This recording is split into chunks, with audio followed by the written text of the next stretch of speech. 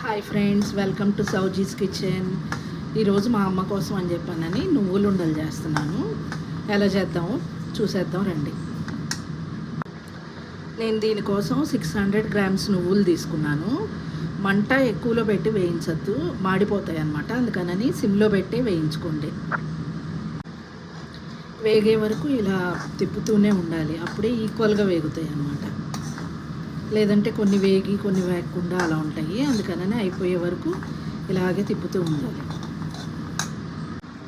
నువ్వులు వేగాయి, ఇవి చల్లారిన తర్వాత మిక్సీ పట్టుకోవాలి. 600 గ్రాముల నువ్వులకి 300 గ్రాములు బెల్లం పడుతుంది.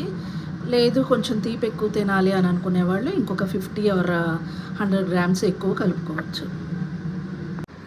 2 మీడియం సైజు కొబ్బరి చిప్పలు తీసుకొని ఇలాగ తురిమి పెట్టుకోవాలి. వేయించి పెట్టుకున్న నువ్వుల్ని ఇలాగా పౌడర్ లాగా చేసుకోవాలి. అంటే మరీ మెత్తగా చేయకూడదు, అలా అని మరీ బరగ్గా చేయకూడదు, మీడియంగా చేసుకోవాలి. ఒట్టిగా బెల్లం గ్రైండర్లో వేస్తే మళ్ళీ దాంట్లో కలపడం కష్టం అవుతుంది అని చెప్పనని రెండోసారి వేసిన దాంట్లో కొంచెం నువ్వులు నలిగిన వెంటనే బెల్లం వేసేసి గ్రైండ్ చేశాను.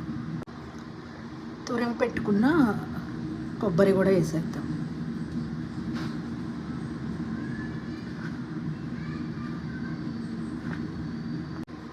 కొబ్బరి వేసుకొని కలుపుకొని ఇలా ఉండలు చేసేసుకోవడం.